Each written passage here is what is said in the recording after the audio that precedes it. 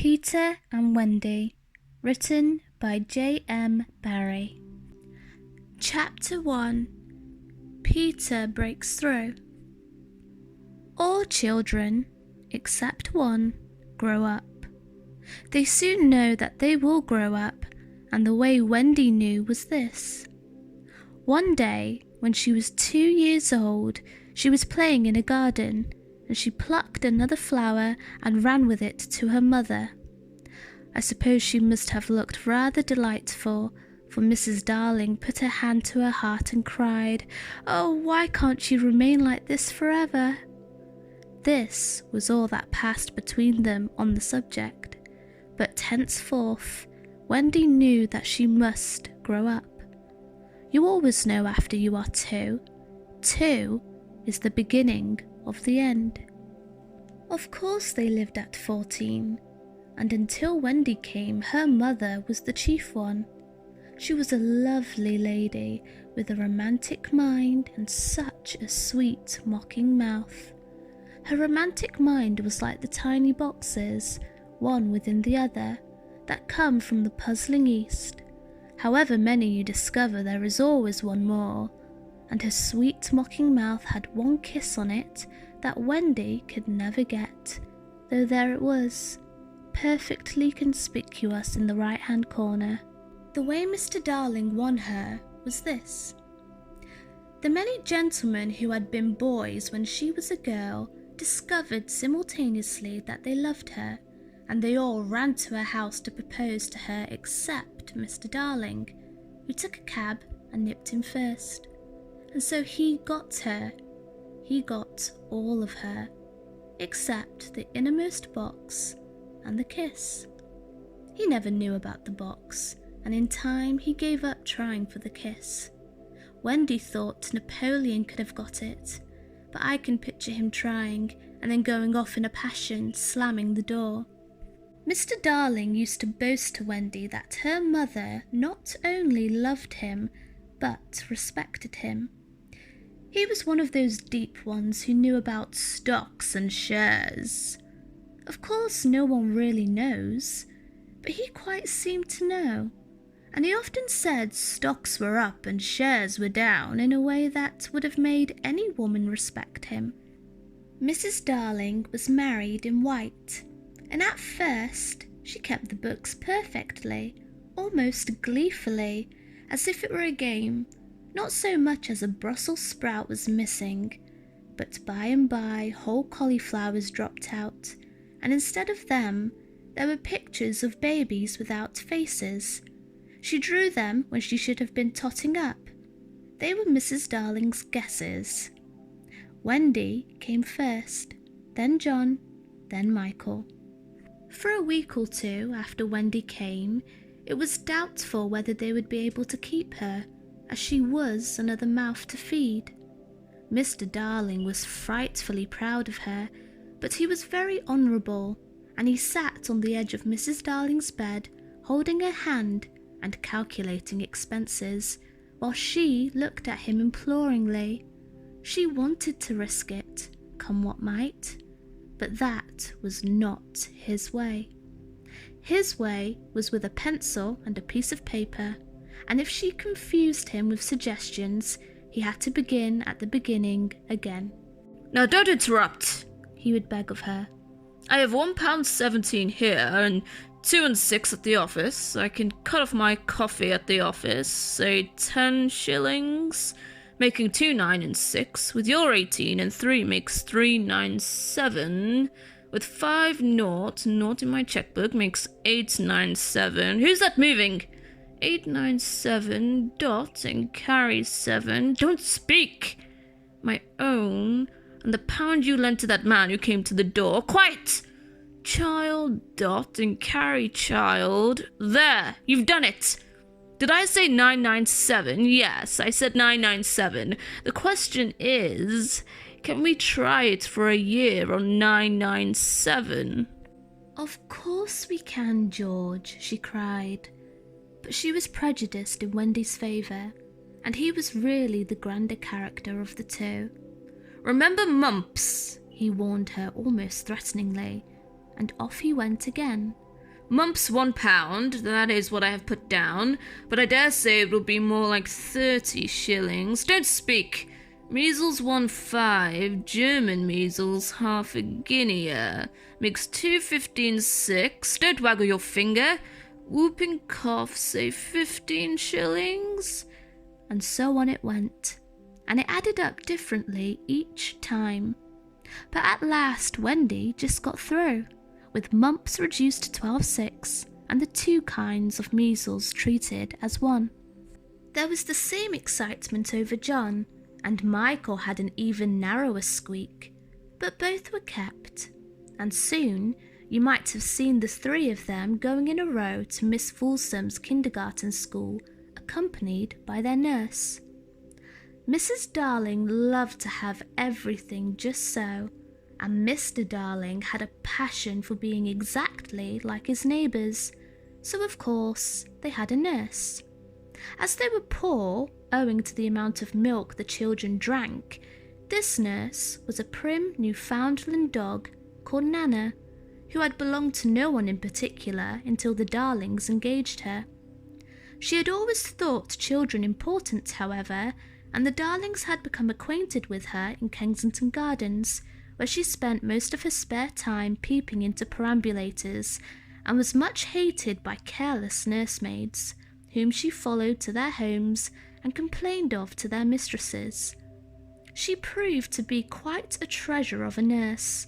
How thorough she was at bath time, and up at any moment of the night if one of her charges made the slightest cry. Of course her kennel was in the nursery. She had a genius for knowing when a cough is a thing to have no patience with, and when it needs stocking round your throat.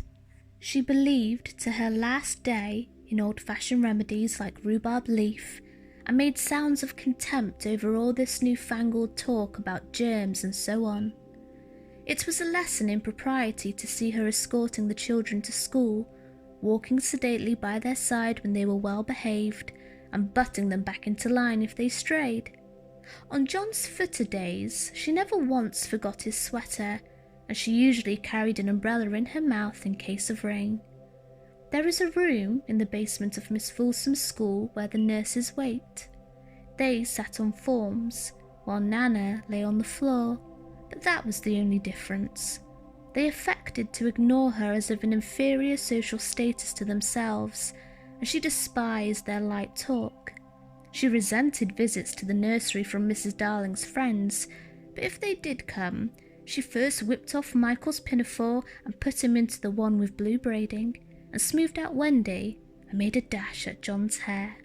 No nursery could possibly have been conducted more correctly, and Mr. Darling knew it. Yet he sometimes wondered uneasily whether the neighbours talked. He had his position in the city to consider. Nana also troubled him in another way. He had sometimes a feeling that she did not admire him. "I know she admires you tremendously, George," Mrs. Darling would assure him, and then she would sign to the children to be specially nice to father. Lovely dances followed, in which the only other servant, Liza, was sometimes allowed to join. Such a midget she looked in her long skirt and maid's cap, though she had sworn, when engaged, that she would never see 10 again. The gaiety of those romps! And gayest of all was Mrs. Darling, who would pirouette so wildly that all you could see of her was the kiss, and then if you had dashed at her, you might have got it. There never was a simpler, happier family until the coming of Peter Pan. Mrs. Darling first heard of Peter when she was tidying up her children's minds. It is the nightly custom of every good mother after her children are asleep to rummage in their minds and put things straight for next morning, repacking into their proper places the many articles that have wandered during the day. If you could keep awake, but of course you can't, you would see your own mother doing this, and you would find it very interesting to watch her. It is quite like tidying up drawers. You would see her on her knees, I expect, lingering humorously over some of your contents, wondering where on earth you had picked this thing up, making discoveries sweet and not so sweet, pressing this to her cheek as if it were as nice as a kitten, and hurriedly stowing that out of sight. When you wake in the morning, the naughtinesses and evil passions with which you went to bed have been folded up small and placed at the bottom of your mind, and on the top, beautifully aired, are spread out your prettier thoughts, ready for you to put on. I don't know whether you have ever seen a map of a person's mind. Doctors sometimes draw maps of other parts of you, and your own map can become intensely interesting. But catch them trying to draw a map of a child's mind, which is not only confused, but keeps going round all the time. There are zigzag lines on it, just like your temperature on a card, and these are probably roads in the island, for the Neverland is always more or less an island, with astonishing splashes of colour here and there, and coral reefs and rakish-looking craft in the offing, and savages and lonely layers, and gnomes who are mostly tailors, and caves through which river runs, and princes with 6 elder brothers, and a hut fast going to decay, and one very small old lady with a hooked nose. It would be an easy map if that were all, but there is also first day at school, religion, fathers, the round pond, needlework, murders, hangings, verbs that take the dative, chocolate pudding days, getting into braces, say 99, 3p for pulling out your own tooth yourself, and so on.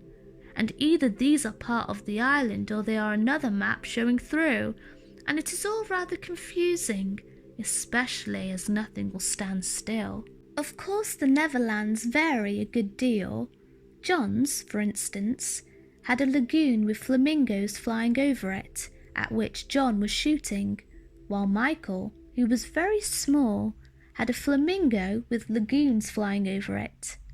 John lived in a boat turned upside down on the sands, Michael in a wigwam, Wendy in a house of leaves deftly sewn together. John had no friends, Michael had friends at night. Wendy had a pet wolf forsaken by its parents. But on the whole, the Neverlands have a family resemblance, and if they stood still in a row, you could say of them that they have each other's nose, and so forth. On these magic shores, children at play are forever beaching their coracles. We too have been there. We can still hear the sound of the surf, though we shall land no more. Of all delectable islands, the Neverland is the snuggest and most compact. Not large and sprawly, you know, with tedious distances between one adventure and another, but nicely crammed. When you play at it by day with the chairs and tablecloth, it is not in the least alarming, but in the 2 minutes before you go to sleep, it becomes very nearly real. That is why there are night lights. Occasionally, in her travels through her children's minds, Mrs. Darling found things she could not understand, and of these quite the most perplexing was the word Peter. She knew of no Peter, and yet he was here and there in John and Michael's minds, while Wendy's began to be scrawled all over with him. The name stood out in bolder letters than any of the other words, and as Mrs. Darling gazed, she felt that it had an oddly cocky appearance. Yes, he is rather cocky, Wendy admitted with regret. Her mother had been questioning her. But who is he, my pet? He is Peter Pan, you know, Mother. At first, Mrs. Darling did not know, but after thinking back into her childhood, she just remembered a Peter Pan who was said to live with the fairies. There were odd stories about him, as that when children died, he went part of the way with them so that they should not be frightened. She had believed in him at the time, but now that she was married and full of sense, she quite doubted whether there was any such person. Besides, she said to Wendy, he would be grown up by this time. Oh no, he isn't grown up, Wendy assured her confidently. "And he is just my size." She meant that he was her size in both mind and body. She didn't know how she knew it. She just knew it. Mrs. Darling consulted Mr. Darling, but he smiled. "Pooh-pooh. Mark my words," he said. "It is some nonsense Nana has been putting into their heads. Just the sort of idea a dog would have. Leave it alone and it will blow over." But it would not blow over, and soon the troublesome boy gave Mrs. Darling quite a shock. Children have the strangest adventures without being troubled by them. For instance, they may remember to mention, a week after the event happened, that when they were in the wood they met their dead father and had a game with him. It was in this casual way that Wendy one morning made a disquieting revelation. Some leaves of a tree had been found on the nursery floor, which certainly were not there when the children went to bed, and Mrs. Darling was puzzling over them when Wendy said with a tolerant smile, "I do believe it is that Peter again." "Whatever do you mean, Wendy?" "It is so naughty of him not to wipe," Wendy said, sighing. She was a tidy child. She explained in quite a matter-of-fact way that she thought Peter sometimes came to the nursery in the night and sat on the foot of her bed and played on his pipes to her. Unfortunately, she never woke, so she didn't know how she knew. She just knew.